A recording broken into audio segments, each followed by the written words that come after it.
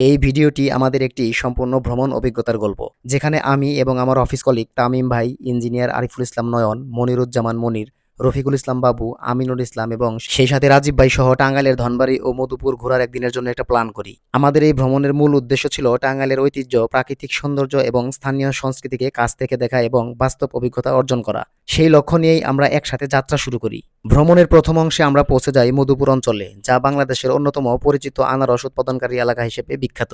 এখানে এসে আমরা সরাসরি আনারসের বাজার ও স্থানীয় কৃষি কার্যক্রম পর্যবেক্ষণ করি। জলছত্র বাজারে গিয়ে আমরা দেখতে পাই কিভাবে স্থানীয় কৃষকেরা তাদের নিজস্ব উৎপাদিত তাজা আনারস বাজারে নিয়ে আসে এবং সেখানে ক্রেতা বিক্রেতার মধ্যে প্রাণবন্ত বেচাকেনা চলছে এবং পুরো বাজার জুড়ে শুধু আনারসের সুবাস আর ব্যস্ততা। আমরা সবাই মিলে বাজার থেকে আনারস কিনি এবং সেখান থেকেই কাটাকাটি করে খাওয়ার মুহূর্তগুলো উপভোগ করি। তাজা আনারসের মিষ্টি ও টক স্বাদের এই অভিজ্ঞতা সত্যি অসাধারণ ছিল এবং পুরো ভ্রমণকে আরো আনন্দময় করে তুলেছিল।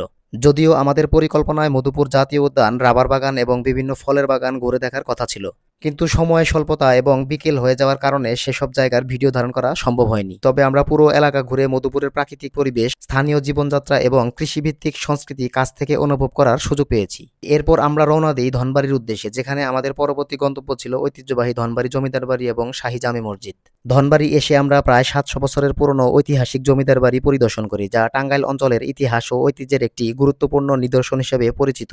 এই জমিদার বাড়ির স্থাপত্য, পরিবেশ এবং ইতিহাস আমাদেরকে এক ভিন্ন সময়ের সাথে পরিচয় করিয়ে দেয়, যা সত্যি চমৎকার এক অভিজ্ঞতা ছিল। এরপর আমরা ধনবাড়ি শাহী জামে মসজিদ পরিদর্শন করি, যা ধর্মীয় ও ঐতিহাসিক দিক থেকে অত্যন্ত গুরুত্বপূর্ণ একটি স্থাপনা। এই মসজিদের সবচেয়ে বিস্ময়কর দিক হলো এখানে প্রায় গত 92 বছর যাবৎ বিরামহীনভাবে কোরআন তেলাওয়াত চলমান রয়েছে, যা আমাদের সবার মনে গভীরভাবে আবেগ ও শ্রদ্ধার অনুভূতি সৃষ্টি করে। আমি আমার সহকর্মীদের পুরো এলাকা ঘুরে ঘুরে দেখাই এবং ধনবাড়ির ইতিহাস ও ঐতিহ্য, ধর্মীয় গুরুত্ব সম্পর্কে তাদেরকে ধারণা দেওয়ার চেষ্টা করি এবং তারা সবাই এই স্থানগুলো সরাসরি দেখে টাঙ্গাইল অঞ্চলের ইতিহাস এবং সংস্কৃতির গভীরতা সম্পর্কে কিছুটা ধারণা লাভ করে। ভ্রমণের পরবর্তী অংশে আমরা টাঙ্গাইলের মিষ্টি উপভোগ করার সিদ্ধান্ত নিই, যা এই অঞ্চলের আরেকটি পরিচিত সাংস্কৃতিক উপাদান।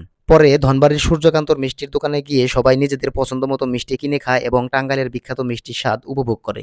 টাঙ্গাইলের ধনবাড়ির সূর্যকান্তের মিষ্টি তার অনন্য স্বাদ এবং ঐতিহ্যের কারণে অনেক বছর ধরে মানুষের কাছে জনপ্রিয় হয়ে আছে। ধনবাড়ির ঐতিহ্য, মধুপুরের আনারস এবং টাঙ্গাইলের মিষ্টি, এই তিন বিষয় আমাদের পুরো ভ্রমণকে একটি সম্পূর্ণ সাংস্কৃতিক অভিজ্ঞতায় পরিণত করেছে। এই ভ্রমণের মাধ্যমে আমরা শুধু ঘুরে দেখিনি, বরং টাঙ্গাইলের অঞ্চলের ইতিহাস, সংস্কৃতি, কৃষি এবং জীবনধারাকে খুব কাছ থেকে অনুভব করেছি। প্রতিটি জায়গা আমাদের নতুন নতুন কিছু শিখিয়েছে এবং স্থানীয় মানুষের জীবনযাত্রা সম্পর্কে বাস্তব ধারণা দিয়েছে। মধুপুরের আনারসের বাজার আমাদের কৃষিভিত্তিক অর্থনীতির গুরুত্ব বুঝিয়েছে, আর ধনবাড়ির ঐতিহ্য আমাদের অতীত ইতিহাসের সাথে পরিচয় করিয়ে দিয়েছে। শাহী জামে মসজিদের 92 বছরের ধারাবাহিক কোরআন তেলাওয়াত আমাদের আধ্যাত্মিক অনুভূতি আরও গভীর করেছে। পুরো ভ্রমণটি আমাদের জন্য ছিল একসাথে সময় কাটানো, শেখা এবং প্রাকৃতিক ঐতিহ্যকে উপভোগ করার একটি অসাধারণ সুযোগ। এই অভিজ্ঞতা আমাদের মনে করিয়ে দেয় যে বাংলাদেশের প্রতিটি অঞ্চলে লুকিয়ে আছে নিজস্ব ইতিহাস ও সৌন্দর্য।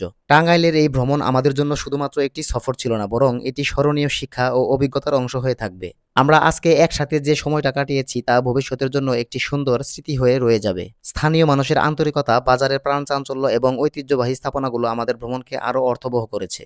সব মিলিয়ে এই ভ্রমণ আমাদের টাঙ্গাইলের অতীত, ঐতিহ্য এবং বর্তমান একসাথে অনুভব করার সুযোগ দিয়েছে। আমাদের আজকের ভ্রমণটি আপনাদের কেমন লাগলো তা অবশ্যই কমেন্টে জানাবেন। সেই সাথে এরকম ভিডিও পেতে আমাদের চ্যানেলটি সাবস্ক্রাইব করে আমাদের সঙ্গে থাকবেন। দেখা হচ্ছে অন্য কোনো দিন নতুন কোনো জায়গায় নতুন কোনো ভিডিও নিয়ে। ততদিন সবাই ভালো থাকবেন। আজকের মতো বিদায় নিচ্ছি। আল্লাহ হাফেজ। আসসালামু আলাইকুম।